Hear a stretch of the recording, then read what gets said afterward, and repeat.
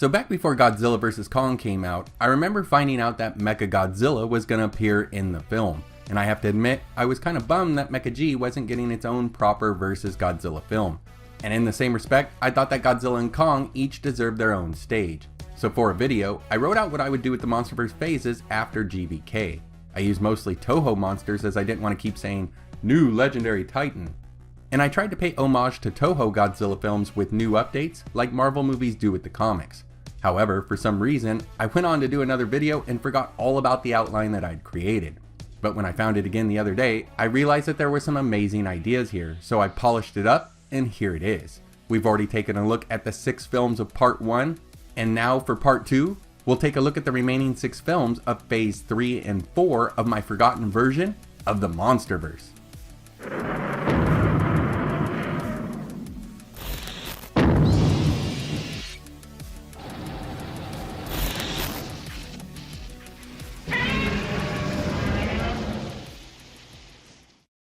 Now, I've heard a lot of the fanbase ask for a solo Mothra film, so we start off Part 2 with Mothra Vs. Battra.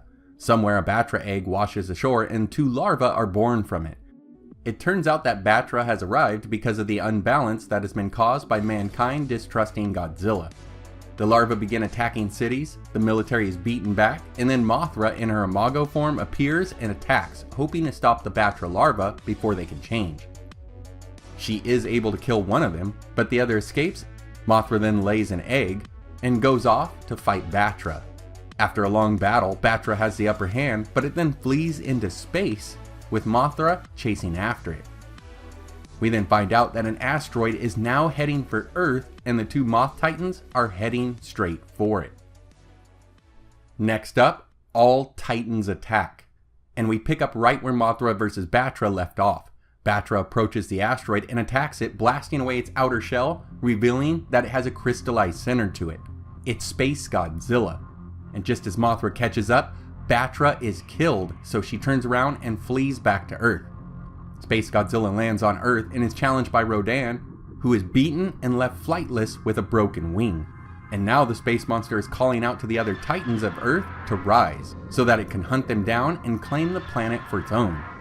G-Force attempts to stop him using a biological attack dubbed Ghidorah, but it has no effect.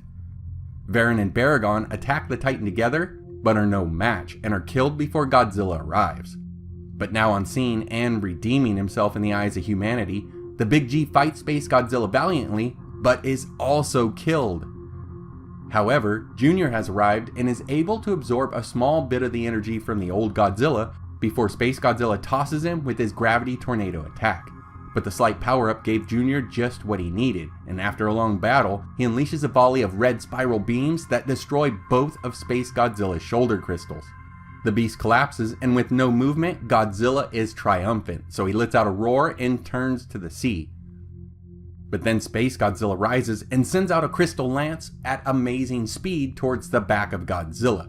But Mothra zooms down out of nowhere, catches it, spirals in the air, and dive bombs with it, impaling Space Godzilla through the head, ending his raid on Earth.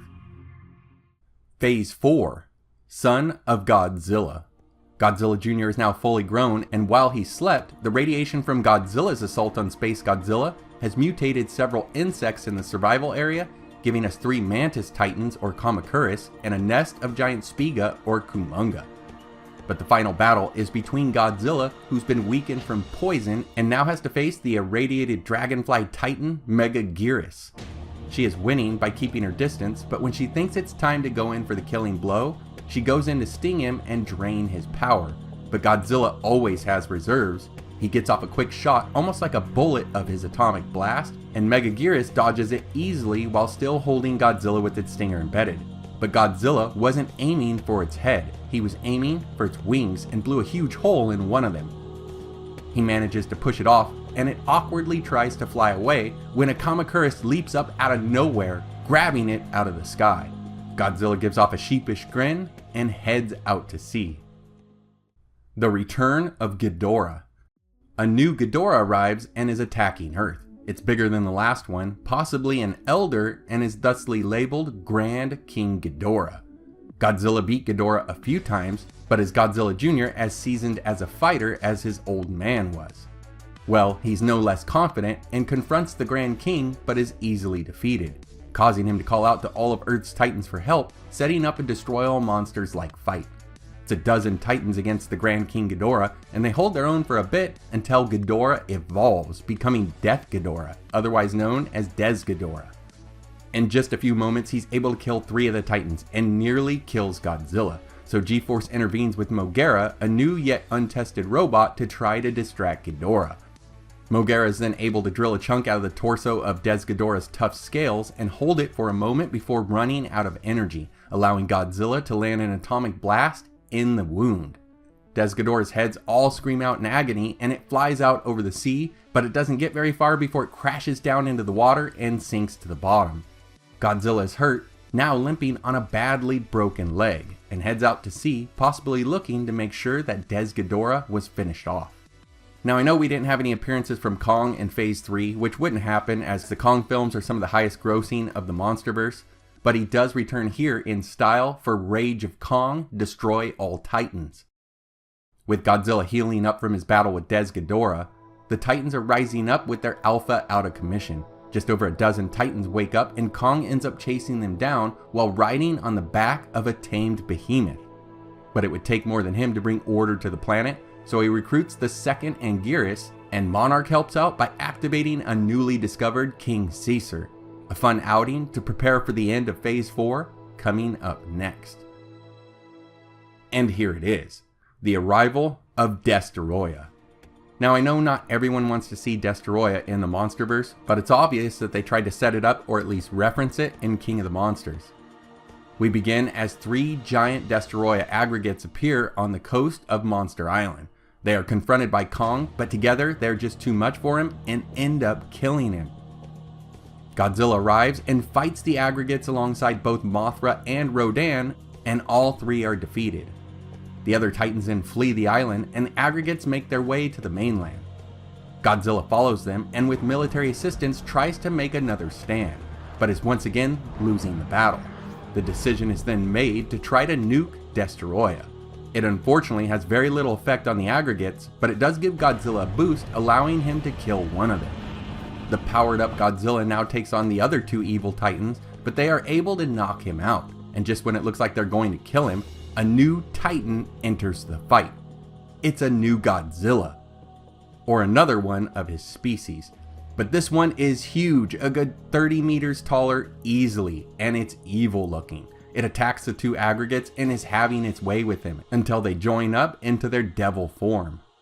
The new Godzilla unleashes a volley of orange spiral beams and a few pulse attacks, but when he thinks he has a demon on the ropes, it delivers a devastating blow to the chest with its laser horn, and then unleashes its chest beam at full force on the new G.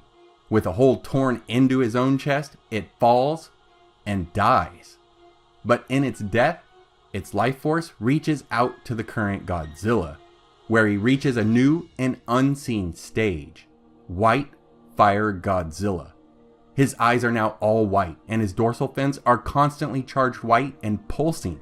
A heavenly light is emanating from him, and he can now charge up atomic blasts and atomic pulse attacks instantly and with an endless supply, and both attacks can be used in tandem. The entire area starts to vibrate as he unleashes a breath and pulse attack. The white beam decimates the demon form. It crumbles in a twisted half-demon, half-aggregate mess. The blast continues forth from Godzilla, hitting the disintegrating mass like water from a fire hose, burning Destoroyah away, while the humming pulse attack breaks down the remaining bits, turning them into dust, which is spread out over the city. Nothing is left standing, not even Godzilla, as he slumps forward, slipping into a coma-like state. What was your favorite film for part 2? Let's discuss in the comments, and as always guys, your likes, shares, comments, and subscriptions go a long way towards helping the channel grow. Take care, and I hope to see you next time.